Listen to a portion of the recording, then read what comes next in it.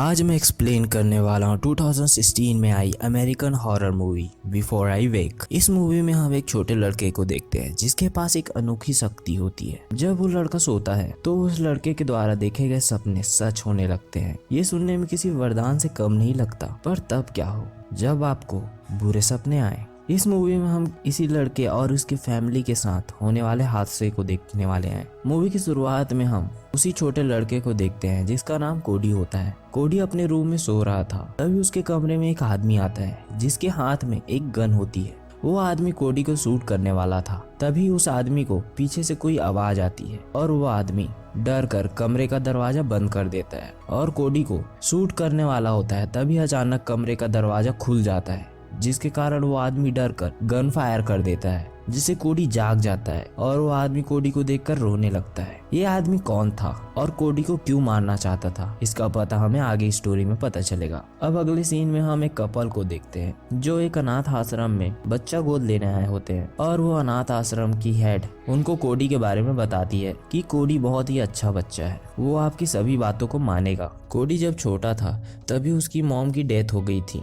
कोडी को एक फैमिली ने गोद लिया था, पर वो अच्छे आदमी नहीं थे, इसलिए कोडी को एक दूसरे फैमिली ने अडॉप्ट कर लिया। पर वो लोग कोडी को घर में अकेला छोड़कर कहीं चले गए, इसलिए कोडी थोड़ा खामोश रहने लगा है। पर कोडी आप लोगों के साथ घुल मिल जाएगा क्योंकि कोडी बहुत मिलनसार बच्चा है। इस कपल में से लड़के का नाम मैक और लड़की का नाम जैसी होता है। अब अगले सीन में हम जैसी को एक ग्रुप के बीच बैठा हुआ देखते हैं। यहाँ पर ये सभी लोग अपने ट्रीटमेंट के लिए आए होते हैं। बेसिकली वो सभी अपने साथ हुए हादसे के सदमे को कम करने के लिए यहाँ पर एक दूसरे से बात करते थे।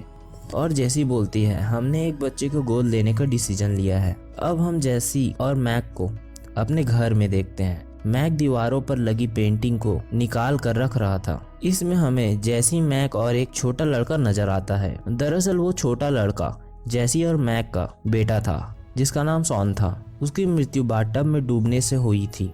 जैसी मैक से एक पेंटिंग को रहने देने के लिए बोलती है। कोडी अनाथ आश्रम के हेड के साथ मैक और जैसी के घर आता है। कोडी के हाथ में एक डिब्बा होता है। अब वो कोडी को उसका कमरा दिखाते हैं। अब रात हो जाती है और कोडी अपने रूम में सोने जाता है और जैसी उसे गुड नाइट बोलने के लिए आती है और गुड नाइट बोलकर वहां से चली जाती है। अब कोडी अपने साथ लाए बॉक्स को खोलता है और उसके अंदर से एक बटरफ्लाई की बुक निकालता है और उसे पढ़ने लगता है क्योंकि कोडी को बटरफ्लाई में बड़ा इंटरेस्ट होता है। अब अगली सुबह मैक कोडी को स्कूल ड्रॉप करता है। अब हम जैसी को देखते हैं जो कोडी का रूम साफ कर रही थी। तभी जैसी को कोडी के बॉक्स से एक टैबलेट मिलती है जिसे खाने से रात को नींद नहीं आती। अब कोडी घर आता है और बात ले रहा होता है और जैसी उससे पूछती है, तुम ठीक तो हो ना? क्योंकि जैसी को डर था कि जो उसके बच्चे के साथ हुआ वो कहीं कोडी के साथ भी ना हो जाए। अब जैसी रात को कोडी से पूछती है कि तुम्हारे बॉक्स में ये दवाइयाँ क्या कर रही है। तब कोडी बताता है कि मुझे सोने से डर लगता है क्योंकि जब मैं सोता हूँ तो कैंकर मैन आ जाता है, मुझे उससे बहुत डर लगता है।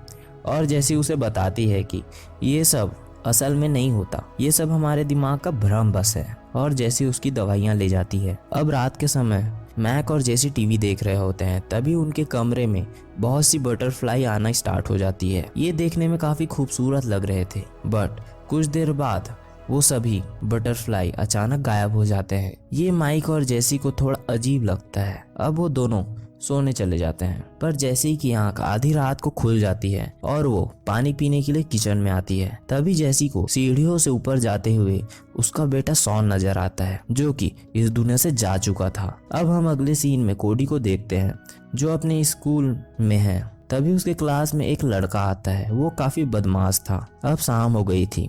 कोडी घर में लगे एक फैमिली फोटो को देख रहा था और पूछता है कि ये कौन है। और मैक और जैसी बताते हैं कि ये हमारा बेटा सॉन था, अब वो स्वर्ग में चला गया है। अब कोडी सोने चला जाता है। उसके मन में सॉन के बारे में थॉट आ रहे थे। अब हम मैक और जैसी को देखते हैं जिनको फिर से वो बटरफ्लाई दिखाई देती है और उनको उनका बेटा सॉन भी नजर आता है। उन दोनों को अपनी आंखों पर यकीन नहीं हो रहा था, इसलिए वो सॉन के पास जाकर उसे टच करते हैं और जैसी उसे गले लगा लेती है। तभी कोडी की आंख खुलती है और सॉन गायब हो जाता है। तभी कोडी नीचे आता है और सॉरी बोलकर फ्रिज से जूस का कैन लेकर वहां से चला जाता है। अगली सुबह जैसी और मैक डाइनिंग टेबल पर कोडी को गौर से देख रहे थे। तब कोडी फिर से सॉरी बोलता है। जैसी बोलती है तुम सॉरी क्यों बोल रहे हो, और कोडी बोलता है अपने सपने के लिए, और वो दोनों बोलते हैं हम तुम पर गुस्सा नहीं है। अब जैसी कोडी को स्कूल ड्रॉप करती है और शाम को जैसी कोडी को शॉन की वीडियो दिखाती है। जैसी समझ चुकी थी कि कोडी के सपनों में जो आता है वो असल दुनिया में भी हमें नजर आता है, और वो कोडी को शॉन की क्रिसमस वाली वीडियो दिखाने लगती है ताकि वो अपने बेटे शॉन से दोबारा मिल सके। और कोडी ये वीडियो देखकर सोने चला जाता है, और जैसी और मैक लिविंग रूम में शॉन का वेट करने लगते हैं। तभी उन्हें क्रिसमस ट्री नजर आती है और शॉन भागते हुए आता है और अपने गिफ्ट्स ओपन करने लगता है, और जैसी और मैक उसे देखते रहते हैं। तभी उन सभी बटरफ्लाई से मिलकर एक डरावना सा क्रीचर बनता है, और वो कोडी के कमरे में जाकर उसके कान में बोलता है मैं हमेशा तुम्हारे साथ रहूंगा। और कोडी अपने सपने से जाग जाता है, जिसके कारण लिविंग रूम में शॉन और वो क्रिसमस ट्री भी गायब हो जाते हैं। अगले सवेरे मैक देखता है कि जो शॉन की फोटोज उसने कोडी के आने से पहले दीवार से निकाल दी थी, वो फोटोज वापस से जैसी ने लगा दी है। अब मैक जैसी को समझाता है कि जो हमें नजर आ रहा है वो असल नहीं है, वो केवल एक परछाई है। पर जैसी किसी न किसी रूप में शॉन को पाना चाहती थी। अब हम रात को कोडी को देखते हैं जो अपने आप को सोने से रोक रहा होता है क्योंकि वो कैंकरमैन से डरता था। अगले सवेरे शॉन अपने स्कूल जाता है जहां वो बुरा लड़का कोडी से लड़ने की कोशिश करता है, पर तभी क्लास की बेल बज जाती है और सभी अंदर जाने लगते हैं।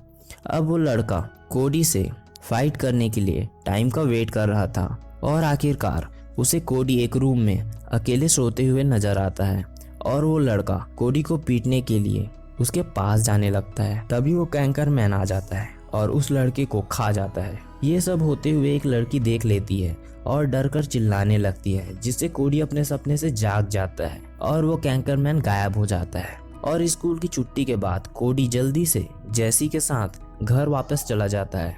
अब कोडी रात को अपने आप को सोने से रोकने के लिए कॉफी का शेक बनाकर पी रहा होता है, और जैसी लिविंग रूम में शॉन का इंतजार कर रही थी, पर कोडी के जगह होने के कारण शॉन नहीं आता। ऐसा ही कुछ दिनों तक चलते रहता है। कोडी अपने आप को सोने से रोकते रहता है, जिसके कारण कोडी की हालत खराब होना स्टार्ट हो गई थी।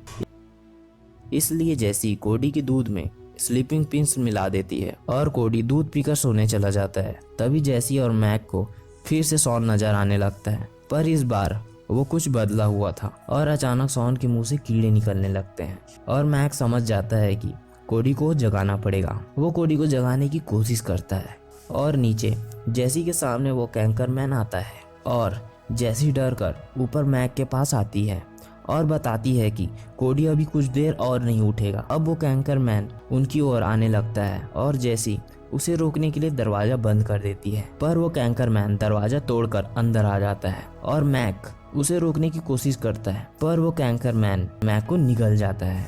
जैसी उसे रोकने के लिए आती है, पर वो कैंकरमैन उसे धक्का देकर गिरा देता है, जिससे जैसी बेहोश हो जाती है। कुछ घंटों के बाद जैसी को होश आता है और उसके सामने कोडी होता है, जो रोते हुए पुलिस को कॉल करके बुला रहा होता है। अब पुलिस यहाँ आती है और जैसी से पूछती है आपने बच्चे को स्लीपिंग पिल्स क्यों दी, और वो पुलिस वाले कोडी की सेफ्टी के लिए उसे अपने साथ ले जाते हैं।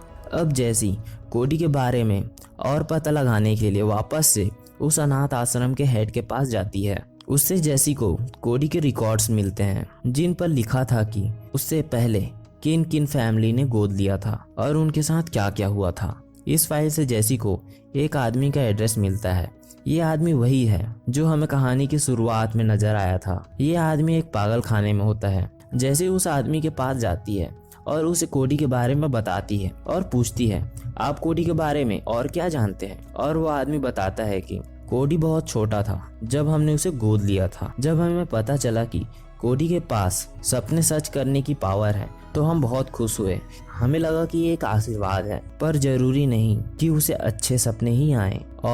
और उसे एक दिन बुरा सपना आया और उसके सपनों का क्रीचर असल दुनिया में आकर मेरी पत्नी को निगल गया। उसके बाद से मुझे कोडी से नफरत होने लगी और मैंने कोडी को मारना ही उचित समझा ताकि आगे और किसी को ये सब मत भुगतना पड़े। पर मेरे अंदर उतनी हिम्मत नहीं थी कि मैं उसे मार पाऊं।